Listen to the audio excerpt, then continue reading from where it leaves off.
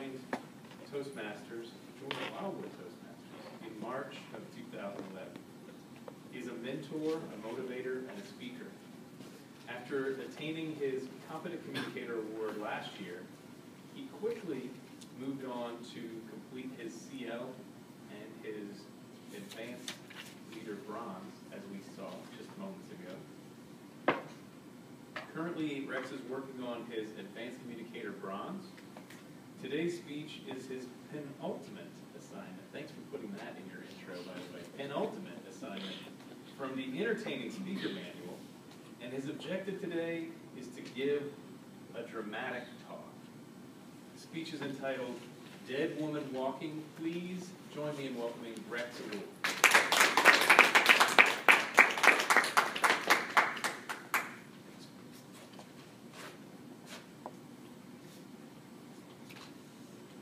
The mode of death is sadder than death itself. Marcus Martialis. Respected Toastmaster, General Evaluator, Toastmasters, guests, and my dear friends. Dead woman walking.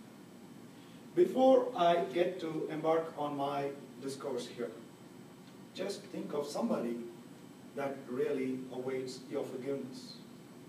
Because in each of our lives, there is somebody or more than one in need of forgiveness. At the same token, I caution you that we are not talking about psychopaths, we are not talking about narcissists, because 1 in 100 is a psychopath. Repeated studies show that. The chances are very high that you might have run into one even today. So we are not talking about that. But I am talking about what you would come across in your everyday lives. The scene goes back to 1985 in our neighboring state in the north of Tennessee. A wonderful, happy family, or so everybody thought.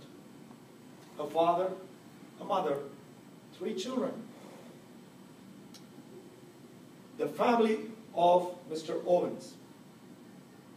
The mother's name was Gail Owens. The father was Ron Owens. But the protagonist today is Stephen Owens. He's now 40 years old. On that day, after the church, mother is bringing the 2 sons home. And they are seeing their father bleeding to death in their home. Initially, what's supposed to be, or what was supposedly assumed as a home invasion, was not to be, because the murderer here was the mother, Gail Owens. Prosecution intervened, few weeks. Mother was arrested, and she was placed in death row when the state of Tennessee proved beyond reasonable doubt that it was a cold-blooded, premeditated murder. But the problem was, nobody even knew that there was even problems in the family. The sons could not believe it. They were small, of course, and no neighbors could see it because they never saw this coming. Again, something to be kept in mind. What had happened was, the mother was having some diet pills, depressants, medication, and at work, at that time, she had pilfered. So beyond that complaint made by the employer, there wasn't anything that was going unusual. But the prosecution clearly established that the mother was squandering the money, and she ran out of finances, that she decided to kill the husband so that the insurance money could pay off. And she did. How did she do it? In the streets of Memphis, she went to the dangerous neighborhoods recruiting. And finally, she recruited an auto mechanic who did the job. This was all in 1985. Our protagonist here, Stephen Owens, at that time, could not believe all this was happening because he was just 12 years old. And then, during the prosecution, he deposed against his mother. Did not even want to look at her because his father was a big hero to him. His father coached his basketball sessions, baseball sessions, and was a role model to him and his brother and, of course, his sister. The family suffered. And he could not even think because, as I said, he could not digest the fact that the mother was the murderer. And so it went. Fast forward 2001, when Stephen had his son born in the family. Something in him told that he should reach out to his mom, so he writes a Christmas card. And nothing very sentimental, but here is my son, love you. That's all he said. But the machine started to grind towards forgiveness and love at that simple act in 2001. After that, there were some sporadic contacts, but around 2009 is when finally he made the mind to visit his mom in the prison in Tennessee.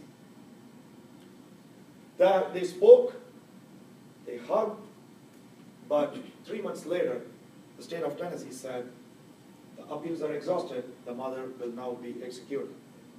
Dead woman walking on the death row. At that time, Stephen pleaded publicly saying, let not death penalty be the legacy of my family.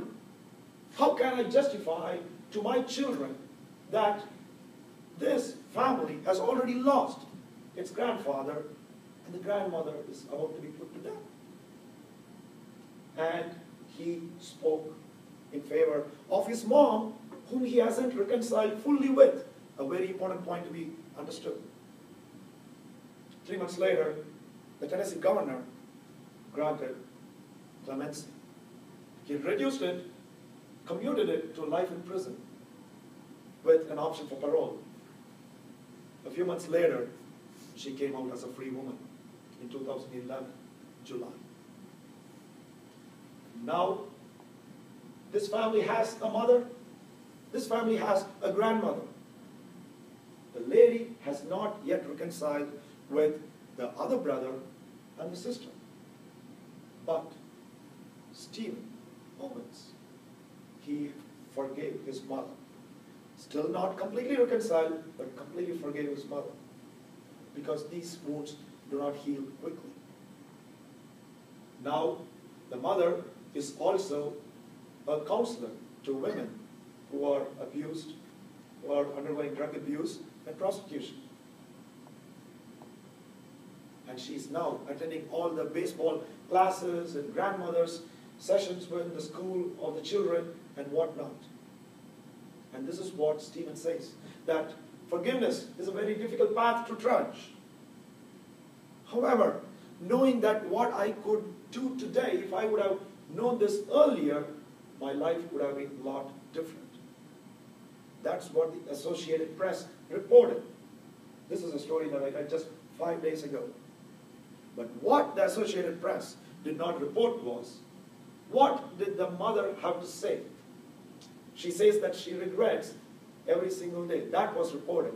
But what was not reported was whether she would have done this in the first instant if this is what she had to live for the rest of her life. That is the question I want each one of you to have in the silent annals of your hearts. Toastmaster.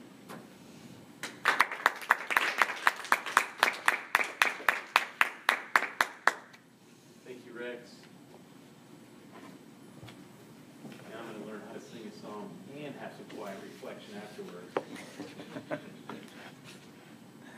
Please take a moment, if we could have a moment on the clock to give Rex some feedback.